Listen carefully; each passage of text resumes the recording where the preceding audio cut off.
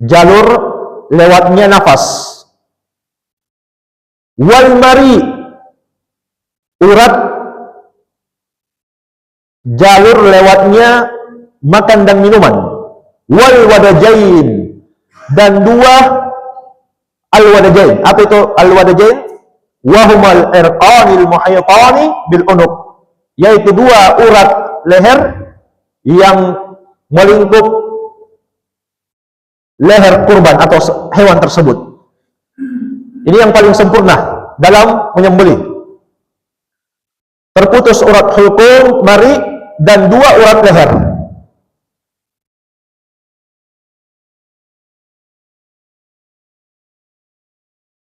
Dan ciri-cirinya terputus urat lehernya itu kalau darahnya langsung banyak keluar. Ini yang paling sempurna, terputus 4 urat. Tapi kalau misalnya yang terputus cuma 2 urat leher, maka insya Allah Ta'ala itu juga sah. Sebagaimana disebutkan oleh Syekh Ibnu Utsaimin rahimahullah dalam Asyarhul Mumti', beliau mengatakan, walihada kana al-qaulus sahih annahu idza kuti al-wadajan halatid dabihah wa illam yuqta al-hulqum wal mari.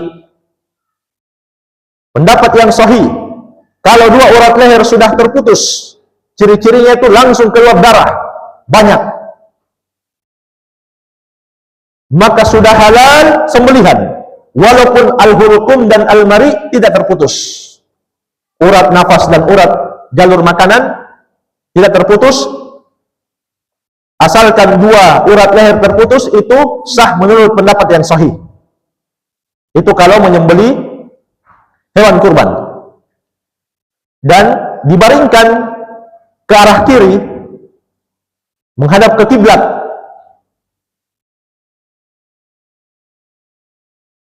Jadi hewan itu kalau dia kambing atau sapi, dibaringkan ke kiri, kemudian dikasih menghadap ke kiblat lehernya. Terus onta bagaimana cara potongnya?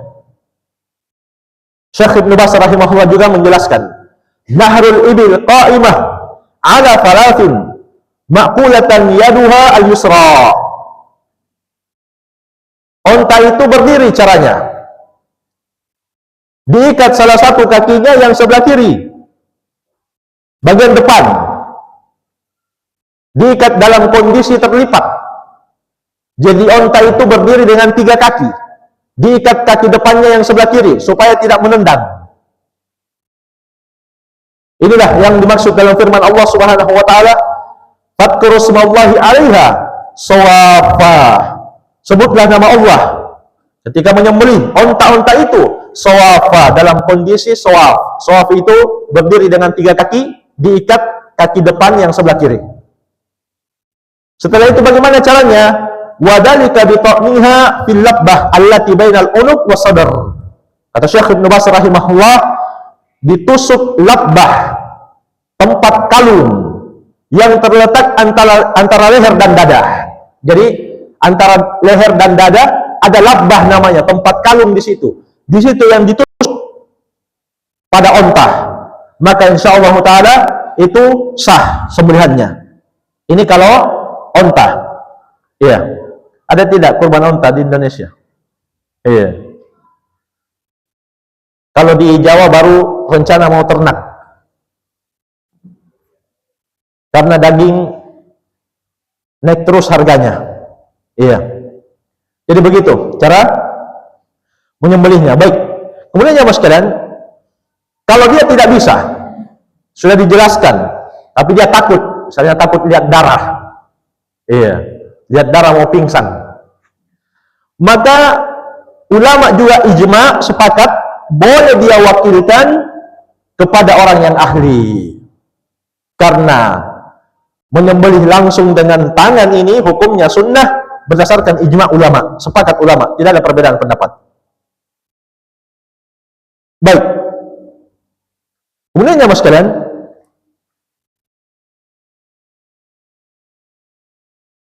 di satu lafaz dijelaskan bahwa jenis kambing Nabi ini, jadi kapsain itu jenisnya domba dari golongan pejantan. Jadi tidak main-main. Kurbannya Nabi. Kabshain.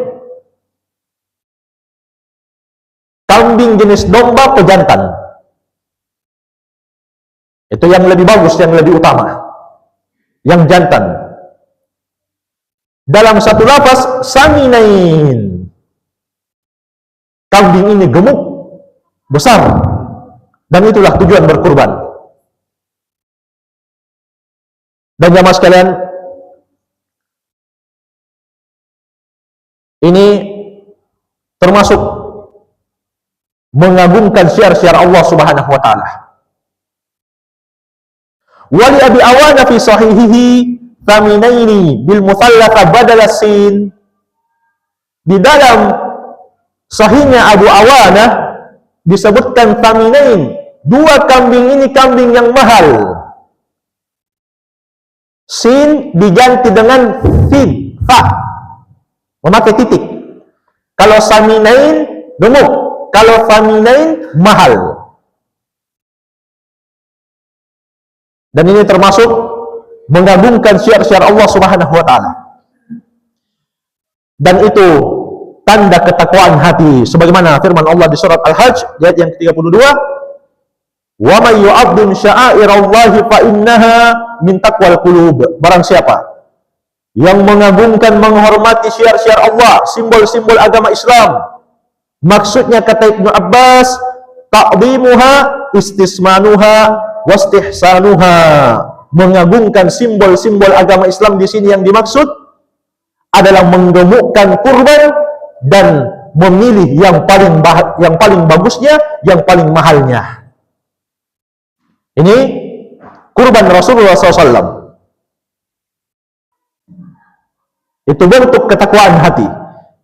Itu tanda ketakwaan hati ketika kita memperhatikan kurban kita, memberikan yang terbaik yang kita persembahkan kepada Allah Subhanahu wa taala. Wa fi lafdhin li Muslimin, dalam satu lafaz riwayat Muslim, wa yaqulu bismillah wallahu akbar. Nabi SAW membaca bismillah, Allahu akbar. Jadi sudah kita jelaskan tadi yang wajib bismillah dan Allahu akbar hukumnya sunnah menurut ijma'. Dan jemaah sekalian, para ulama juga mengingatkan, cukup dia baca bismillah. Jangan dia tambah ar-Rahmanir Rahim. Kenapa? Karena tidak sesuai dengan keadaan. Ketika kita menyembelih, kemudian kita membawa nama Allah Ar-Rahman dan Ar-Rahim, itu kurang pas. Jadi cukup kita bismillah. Bismillah wallahu akbar. Demikian pula jemaah sekalian, kita sebutkan satu hadits lagi. Walahu min hadits Aisyah radhiyallahu anha.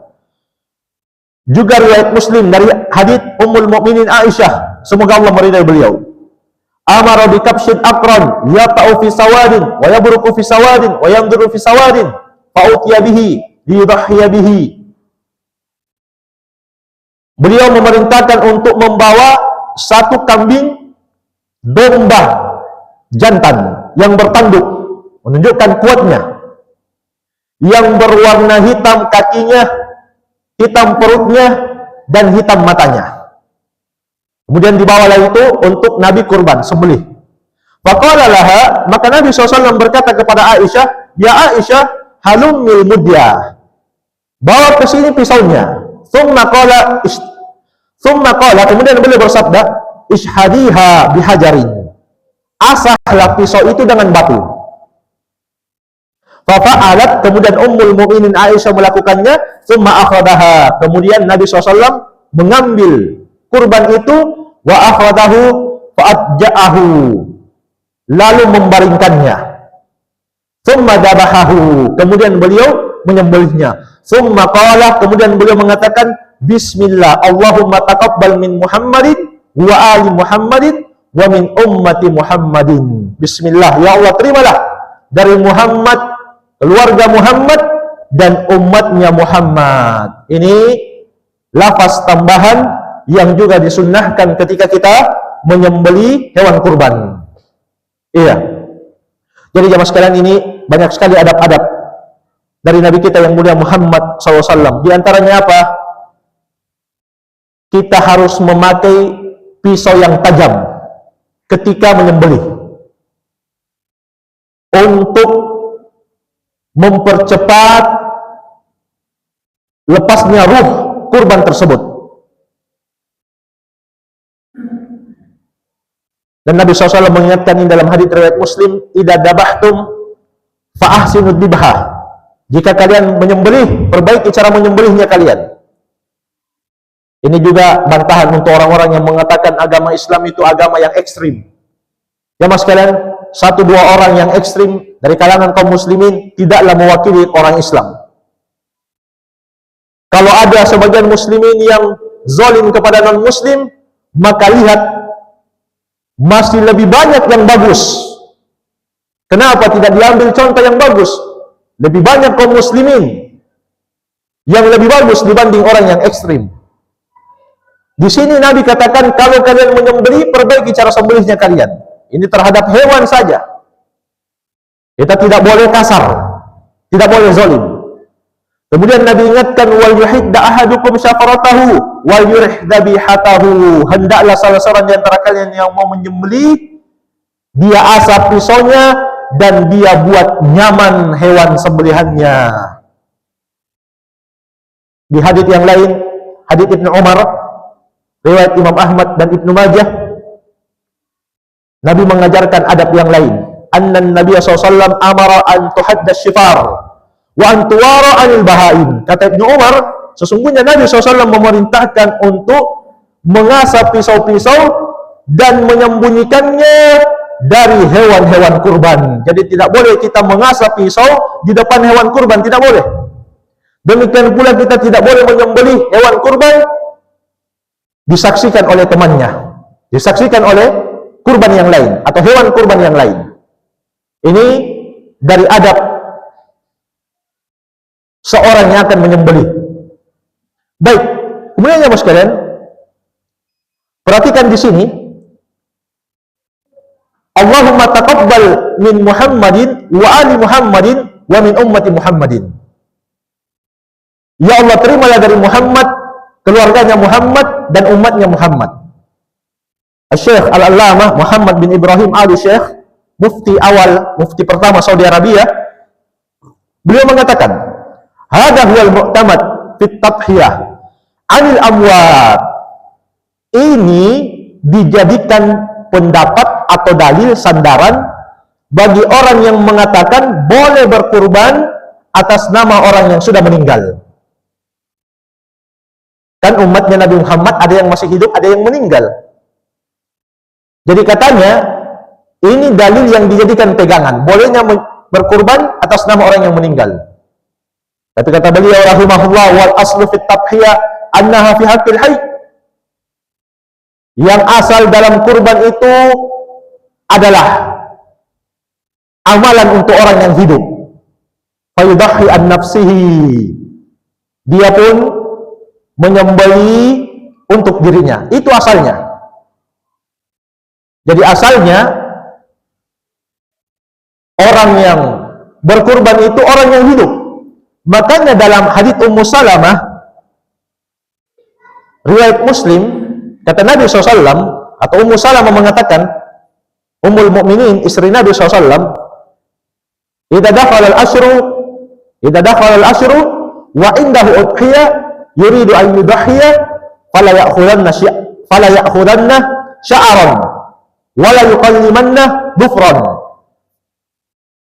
Apabila telah masuk 10 awal bulan Dzulhijjah dan di sisinya ada kurban yang ingin dia sembelih, maka jangan dia potong rambutnya, juga jangan dia potong kukunya. Wa fi riwayatin, dalam riwayat yang lain, fala yamassa min sya'rihi wa basyarihi syai'an. Jangan dia potong rambutnya dan jangan dia kupas kulitnya sedikit pun juga. Ini untuk siapa? Orang hidup atau orang yang mati? Ini untuk orang yang hidup. Jadi itu asal kurban. Dan jemaah sekalian, Al-Allamah Abdullah Al-Bassam rahimahullah dalam menyebutkan dalam Tawdihul Ahkam Syarah Bulughul Maram, beliau katakan, jadi ada pertanyaan, yang mana yang lebih afdal untuk orang yang sudah meninggal? Dikurbankan atas namanya atau disedekahkan saja? Jadi ada uang senilai hewan kurban. Yang mana yang lebih afdal? Kalau dia sudah wafat, orang itu sudah wafat, dikurbankan atas namanya atau disedekahkan saja atas namanya? Fadhahabal hanabilah wa katsirun minal fuqaha ila anna dhabhaha afdal min as-sadaqah bi thamaniha wa hadha ikhtiyar Syekhul Islam Ibnu Taimiyah. Para ulama Hanabilah, yaitu madhab Imam Ahmad dan banyak ahli fikih, mengatakan berkurban lebih afdal dibanding bersedekah dengan nilainya. Ini pendapat yang dipilih oleh Syekhul Islam Ibnu Taimiyah. Wadahaba ba'duhum, dan sebagian ulama, sebagian ahli fikih berpendapat ila anna sadaqata bi thamaniha afdal, bersedekah atas nama orang yang sudah meninggal itu lebih afdal. Wa hadzal qaulu aqwa, ini pendapat yang lebih kuat fid nadar, dalam tinjauan. Kenapa? Lianna tadhiyah anil mayyit lam yakun ma'rufa, karena berkurban atas nama orang yang sudah meninggal tidaklah ma'ruf di tengah para sahabat. Wal amru fi dzalika wasi', dan pembahasan dalam hal ini lapang insyaallah. Ya, ini terkait dengan doa Nabi Muhammad, Allahumma taqabbal min Muhammadin wa ali Muhammadin wa min ummati Muhammadin. Jadi boleh juga dia ganti Allahumma taqabbal, ya Allah terimalah, min, dari, kemudian dia sebutkan orang-orang yang berkurban tadi, wa ahlihim atau alihim, dan keluarga mereka. Jadi bismillah Allahu akbar, Allahumma taqabbal min fulan wa fulan wa fulan wa fulan wa fulan wa ahlihim, kemudian dia sembelih. Kalau dia mau katakan bismillah kemudian dia sembelih, maka juga itu sudah cukup, karena Allah Subhanahu wa taala Maha mengetahui niat setiap hamba. Iya, jemaah sekalian, mungkin saja bisa kita ambil dua hadis terkait dengan sembelihan atau kurban Rasulullah sallallahu alaihi wasallam. Wallahu alam, mungkin ada yang perlu dipertanyakan, saya persilahkan.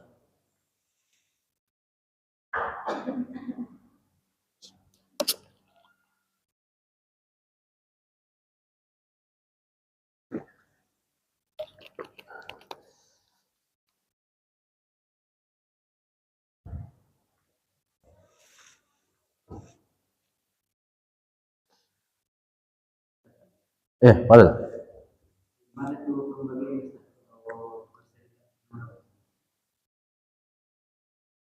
Pembagiannya kalau bersyarikat 7 orang. Baik. Jadi jamaah sekalian, 7 orang itu maksimal untuk 1 ekor sapi. Jadi 7 orang maksimal untuk 1 ekor sapi. Tidak boleh lebih dari itu. Kenapa? Karena dalam hadits Jabir bin Abdullah riwayat Muslim, kata Jabir, naharna ma'a Rasulillah sallallahu alaihi wasallam amal Hudaybiyah al-badanata an sab'atin wal baqarata an sab'atin.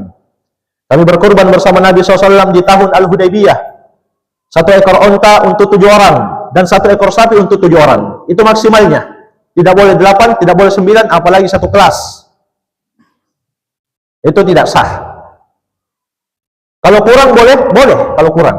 Ini Nabi sebutkan, kata para ulama, batas maksimal, bukan minimalnya, maksimalnya. Nah, jadi 1 ekor sapi ini, bagaimana cara membaginya? Dijadikan sepertiga.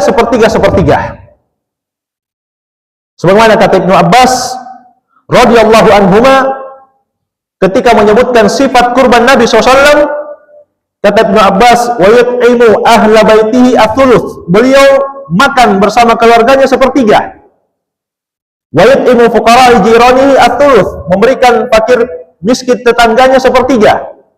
Wa yatasaddaq 'ala su'al bits-tsuluts, dan beliau juga memberikan orang yang pengen, walaupun dia kaya, walaupun dia bukan orang miskin, boleh dihadiahkan juga sepertiga.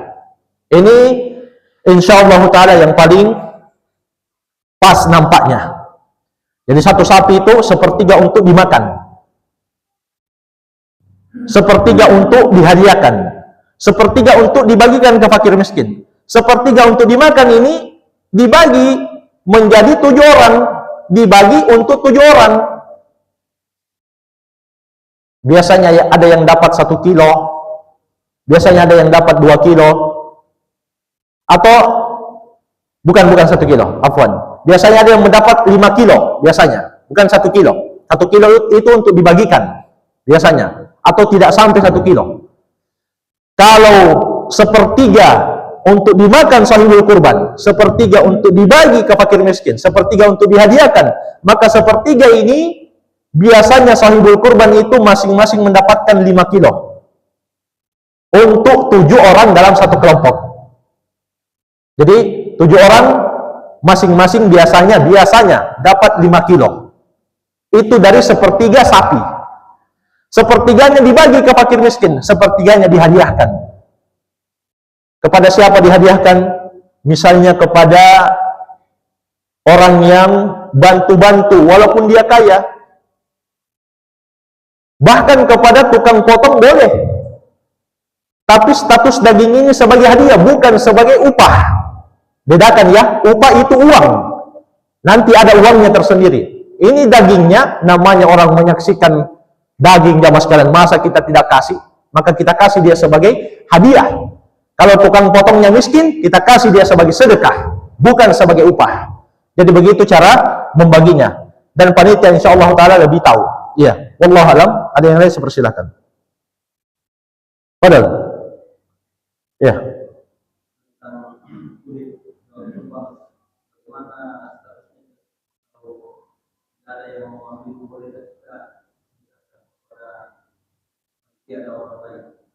Iya, baik. Jemaah sekalian, jadi tentang kulit ini, dia juga statusnya sama dengan hewan kurban. Jadi ulama sampai kata sepakat, tidak ada perbedaan pendapat, bahwa daging kurban itu tidak boleh dijual. Maksudnya apa? Yang punya hewan kurban tidak boleh menjual kurbannya, karena itu sudah menjadi milik Allah Subhanahu wa Ta'ala. Jadi ketika dia sudah meniatkan, bahkan sudah berkurban, tidak boleh dia ambil dagingnya untuk dia jual, karena itu sudah milik Allah Subhanahu wa Ta'ala. Sebagaimana tanah atau tempat yang diwakafkan, tidak boleh lagi dia jual. Kenapa? Karena sudah menjadi milik Allah Subhanahu wa Ta'ala. Ini ijma' ulama, sepakat ulama, tidak ada perbedaan pendapat. Nah, bagaimana dengan kulitnya? Syekh Abdullah Al-Bassam rahimahullah menyebutkan dalam Syarah Bulughul Maram juga, beliau mengatakan mayoritas ulama juga berpendapat tidak boleh menjual kulitnya. Kenapa? Karena itu bagian dari hewan kurban. Mayoritas ulama. Jadi kulitnya itu bisa disedekahkan, bisa dihadiahkan. Kalau ada yang jago buat sop kulit, itu lebih bagus. Iya. Jadi ada di satu tempat itu jago tukang panitianya, masak-masak, dia bisa jadikan sop kulit. Iya. Ini lebih bagus, jangan dijual. Ada pendapat dari Abu Hanifah, tapi mayoritas ulama melarang. Abu Hanifah bilang, jangan dijual pakai uang, jangan. Kalau memang tidak ada yang mau ambil, tukar saja dengan barang yang lain yang senilai. Iya. Kalau bisa ditukar kulit-kulit sapi itu menjadi 1 ekor kambing, lebih bagus lagi. Berarti kita korban kambing lagi. Iya. Misalnya di masjid ini ada 9 kulit. Bagaimana kalau kita tukar dombamu yang 6 bulan? Kalau dia mau, nggak apa-apa, sini. Berarti kita kurban lagi dombanya itu. Iya. Yang penting jangan dijual dengan uang. Adapun yang sudah dapat kurban, sudah dapat daging, fakir miskin, atau orang-orang yang diberikan daging hadiah, boleh dia jual, terserah. Iya. Jadi bedakan ya pemilik kurban dengan penerima kurban. Jadi kalau ada orang-orang yang sudah dapat daging dari masjid, kemudian dia bilang, beli ini dagingku, saya tinggi darah, tidak makan daging. Boleh atau tidak? Boleh. Kenapa? Karena itu sudah jadi haknya, sudah jadi miliknya. Yang tidak boleh menjual itu sahibul kurban, yang berkurban itu. Kenapa? Karena dia sudah niatkan, peruntukkan untuk Allah Subhanahu wa taala. Iya. Baik. Habis waktu? Habis. Baik. Ya mas sekalian, mungkin saya bisa kita ambil pada malam hari ini. Semoga bermanfaat. Lebih dan kurangnya saya mohon maaf. Wabillahi taufik. Subhanakallahumma hamdik, asyhadu an la ilaha illa anta astaghfiruka wa atubu ilaik. Walhamdulillahirabbil alamin. Wassalamualaikum warahmatullahi wabarakatuh.